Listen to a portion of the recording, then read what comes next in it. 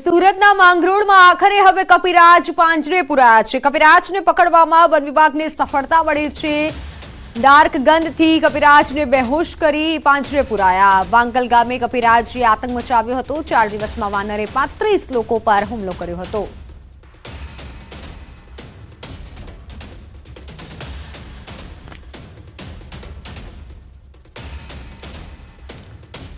વાત સુરતની। સુરતમાં 25 વર્ષના યુવકે ઝેરી દવા પી અને આપઘાત કર્યો। કામરેજમાં આવેલી પોતાની હોટલમાં ઝેરી દવા પી આત્મહત્યા કરી લીધી। શુભમ ગઢિયા નામના યુવકે આપઘાત પહેલા વિડીયો બનાવી વાયરલ કર્યો। ભાગીદારોના ત્રાસથી આત્મહત્યા કર્યાનો ઉલ્લેખ છે। ભાગીદારો જુદા થયા ત્યારથી સતત ત્રાસ આપતા હોવાનો પણ આરોપ છે। ભાર્ગવ અને જાગો નામના બે લોકો હેરાન કરતા હોવાનો વિડીયોમાં ઉલ્લેખ છે। પરિવારે આરોપીઓ સામે પોલીસ તપાસની માંગ કરી છે।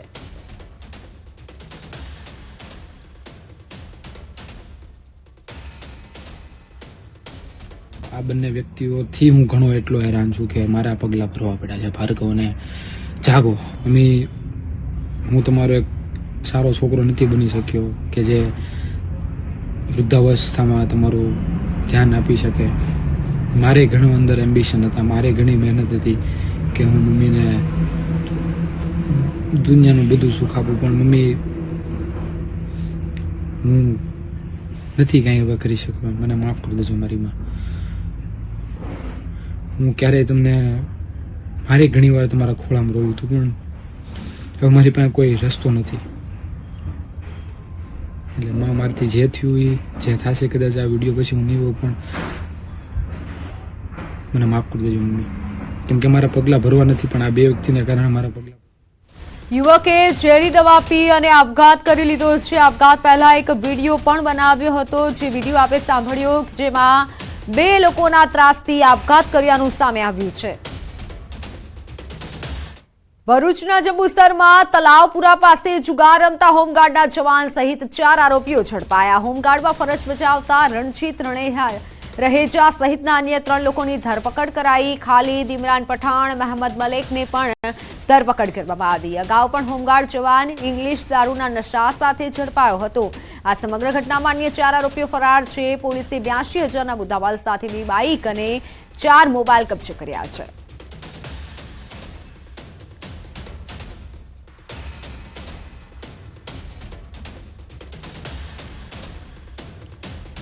બનાસકાંઠામાં ચાંદીના શંકાસ્પદ દાગીના પોલીસે જપ્ત કર્યા છે। 43,50,000થી વધુના દાગીના જપ્ત કરાયા છે। ગુંદરી ચેકપોસ્ટ પર પોલીસની કાર્યવાહી। રાજસ્થાનના કાર ચાલક પાસેથી દાગીના મળી આવ્યા। પોલીસે ગુનો નોંધી વધુ તપાસ હાથ ધરી।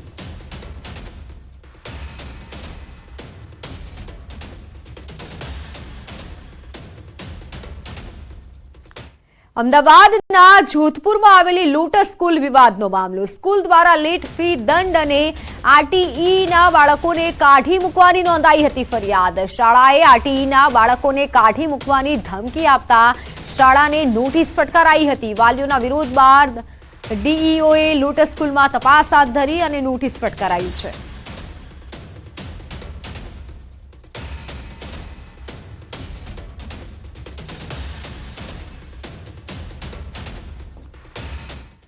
સાબરકાંઠાના ઈડર પાણીનો વેડફાટ થતો હોય તેવા દ્રશ્યો સામે આવ્યા છે। પાલિકાના વોર્ડ નંબર 2માં પાણી છોડાયા બાદ બજારના માર્ગો પર પાણી ફરી વળ્યા હતા।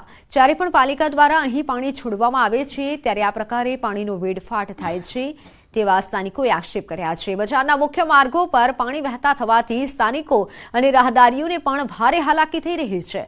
વારંવાર રજૂઆત છતાં હજુ આ અંગે કોઈ પણ તકેદારી ન લેવાતા લોકો પણ રોષે ભરાયા છે।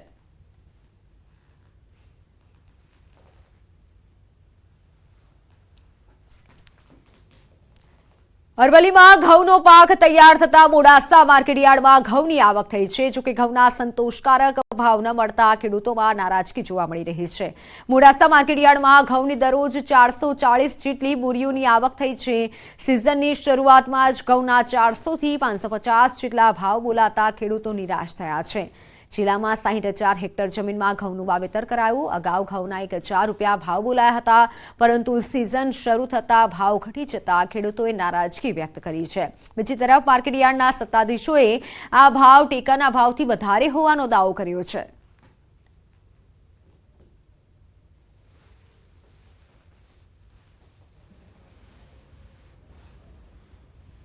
તો આ ભાવે તો ખેડૂતને ઘઉં પોસાય એવું જ નથી. આમાં તો ખર્ચો જ નથી નીકળતો. તો આ કેવી રીતે અમે ખેતી કરશું? આ ખેતી બંધ કરવાનો વારો આવશે અમારા ત્યાં. આ ભાવ 700ની ઉપર જાય તો ખેડૂતને પોસાય એમ છે.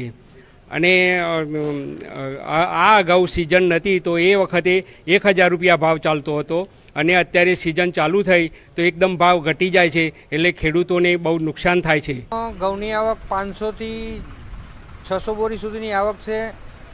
ઘઉંના ભાવ 480થી લઈ અને 555 સુધીના ભાવ પડે છે.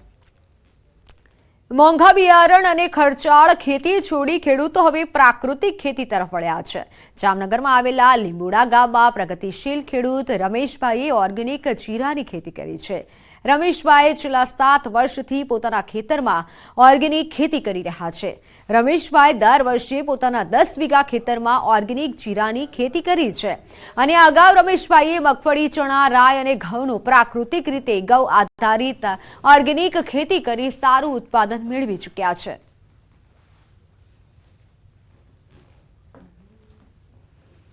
છેલ્લા હું 7 વર્ષથી આ ઓર્ગેનિક કરું, ગાય આધારિત.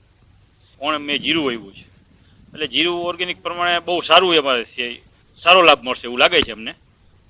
પછી તો કુદરતી સપોર્ટ હવે હવામાન બધું કરે તો સારું. હું ઓર્ગેનિક ખેતી આ રમેશભાઈની વાડી જમીન વાવું છું, તો ઓર્ગેનિક કરું છું 2-3 વર્ષથી, એટલે આમ સારો લાભ જડે છે. પણ સુરતના શાકભાજી બજારોમાં લસણના ભાવ ચોથા આસમાને પહોંચી ગયા છે. ગૃહિણીઓનું બજેટ ખોરવાયું છે. અન્ય રાજ્યોમાંથી સુરત એપીએમસી બજારમાં લસણની આવકમાં મોટો ઘટાડો થયો છે, જેની સામે ડિમાન્ડ વધી છે. તો વિતેલા 3 વર્ષમાં લસણના પોષણક્ષમ ભાવો ન મળવાના કારણે ખેડૂતો અન્ય ખેતી તરફ વળ્યા છે. જે લસણના ભાવ વધારા પાછળનું મૂળ કારણ હોવાનું શાકભાજીના જથ્થાબંધ વેપારી જણાવી રહ્યા છે.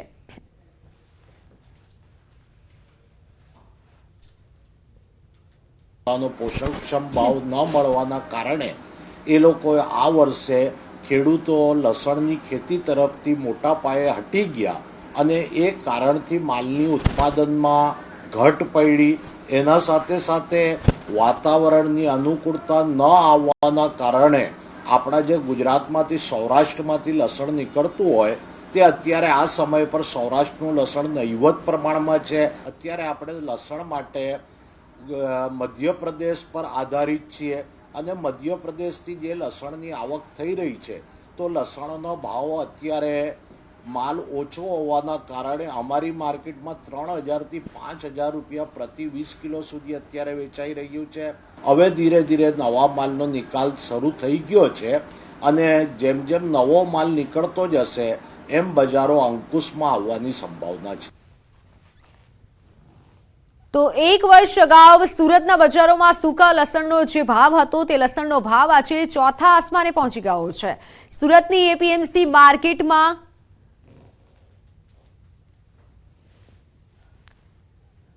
તો અન્ય સમાચારો પર નજર કરીએ. દેશભરમાંથી 10,000થી વધુ પ્રતિનિધિઓ હાજર રહેશે. આજથી ભાજપની 2 દિવસીય રાષ્ટ્રીય પરિષદની બેઠક બપોરે 3:30 વાગ્યે શરૂ થશે. આ બેઠક દેશભરમાંથી 10,000થી પણ વધુ પ્રતિનિધિઓ ભાગ લેશે. પાર્ટી અધ્યક્ષ જેપી નડ્ડા અને પ્રધાનમંત્રી મોદી ધ્વજારોહણ કરશે. દિવંગતોને આપવામાં આવશે શ્રદ્ધાંજલિ. પ્રથમ દિવસે પક્ષ તરફથી પ્રસ્તાવ લાવવામાં આવશે, અને આ પ્રસ્તાવમાં સરકારની ઉપલબ્ધિઓ અને વિકસિત ભારતનો ઉલ્લેખ હશે. વિડીયો પ્રેઝન્ટેશન, સાંસ્કૃતિક કાર્યક્રમો સહિતના આયોજન પણ કરવામાં આવશે. રાષ્ટ્રીય અધિવેશનમાં રવિવારે બીજો પ્રસ્તાવ મુકાશે.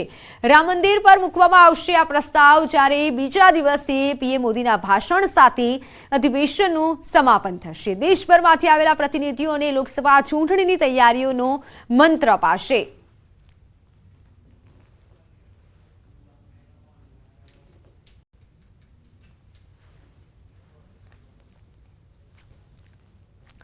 અમદાવાદમાં શરૂ થયેલી સિગ્નલ સ્કૂલને આજે 1 વર્ષ પૂર્ણ થઈ ગયું છે. ગુજરાત સરકારની પ્રેરણાથી ગુજરાત લીગલ સેલ અને એએમસીના પ્રયત્નોથી સિગ્નલ સ્કૂલની શરૂઆત કરાઈ છે. આજે સિગ્નલ શાળાને 1 વર્ષ પૂર્ણ થતા બાળકો માટે સ્પોર્ટ્સ ડેનું આયોજન કરાયું છે. સ્પોર્ટ્સ ડેમાં ગુજરાત હાઈકોર્ટના ચીફ જસ્ટિસ, લીગલ સેલ અને એએમસીના કમિશનર સહિતના અધિકારીઓ ઉપસ્થિત રહ્યા હતા. જીવન એક સ્પોર્ટ્સ છે અને આ બાળકો સ્પોર્ટ્સમેનશીપ જીવનની આ બધી પ્રવૃત્તિઓ મારફતે શીખશે. ગુજરાત સરકારની પ્રેરણાથી Gujarat high court, legal cell authority, Ahmedabad municipal corporation અને સ્કૂલ બોર્ડ આ બધાના સંયુક્ત અભિગમથી જે આ કાર્યક્રમ ચાલુ કર્યો હતો સિગ્નલ સ્કૂલનો, તેમાં આજે 153 બાળકોનો રમતોત્સવ યોજાયો છે. રાખોડી શેર ટીટોડી નામનું દુર્લભ વિદેશી પક્ષી મધ્ય ગુજરાતનું મહેમાન બન્યું છે. પંચમહાલના પાવાગઢમાં આવેલ બડા તળાવમાં આ દુર્લભ પક્ષી દેખાયું હતું. સામાજિક વનીકરણ વિભાગના જયેશ દુમાદિયાના કેમેરામાં દુર્લભ પક્ષી કેમેરામાં કેદ થયું છે. સામાન્ય રીતે 15 થી 20 અલગ અલગ પ્રજાતિના વિદેશી પક્ષીઓ દર વર્ષે અહીંના મહેમાન બનતા હોય છે અને તેવામાં ચીન, જાપાન, મંગોલિયા જેવા દેશોમાં જોવા મળતું રાખોડી શેર ટીટોડી અહીં જોવા મળતા વન વિભાગ તરફથી પણ આ પક્ષીની વર્તણૂકનો અભ્યાસ કરવામાં આવી રહ્યો છે. આ પહેલા રાખોડી શેર ટીટોડી સુરેન્દ્રનગર પંથકમાં એક વખત જોવા મળ્યું હતું. અહીં સતત લોકોની અવરજવરના કારણે પક્ષીઓને શાંતિપૂર્ણ વાતાવરણ ન મળતું હોવાનું પણ આરએફઓએ જણાવ્યું હતું. પક્ષી થોડુંક રેર છે અને એના વિશેનો અસ્પષ્ટ ડેટા ઉપલબ્ધ છે, એટલે હવે રોજ અમે નિરીક્ષણ કરતા રહીશું એટલે એનો ખ્યાલ આવે કે કેટલા સમય સુધી અહીંયા રોકાય છે અને એની વર્તણૂક વિશે અમે અભ્યાસ કરીએ છીએ. વિદેશી પક્ષીઓનું ભારતમાં દર શિયાળામાં આગમન થતું હોય છે. એ જ પ્રકારનું એક રાખોડી શેર ટીટોડી નામનું જે વિદેશી પક્ષી છે તે મધ્ય ગુજરાતમાં પ્રથમવાર જોવા મળી છે. સાથે સાથે જ ગુજરાતમાં બીજી વાર જોવા મળ્યું છે. હું હાલ આપને સીધા દ્રશ્યો બતાવીશ. જે રાખોડી શેર ટીટોડી નામનું જે પક્ષી છે તે પાવાગઢની તળેટીમાં આવેલા વડા તળાવમાંથી મળી આવ્યું છે. જે વિસ્તરણ વન વિભાગ છે, સામાજિક વનીકરણ વિભાગ છે, તેના આરએફઓ દ્વારા અહીંયા પક્ષી દર્શન અને પક્ષીઓનું સર્વે કરવામાં આવતું હતું. ત્યારે તેમના કેમેરામાં આ પક્ષી કેદ થયું હતું. પ્રથમવાર જોવા મળતી આ દુર્લભ પ્રજાતિનું પક્ષી અહીંયા આવ્યું છે. આ સાથે જો અહીંયાની વાત કરવામાં આવે તો હાલ 40 જેટલા જે કાદવ ખૂંદનારા પક્ષીઓની પ્રજાતિ છે તે અહીંયા આવે છે, જેમાં 15 થી 20 જેટલા જે વિદેશી પક્ષીઓ છે તેનો પણ અહીંયા સમાવેશ થઈ રહ્યો છે.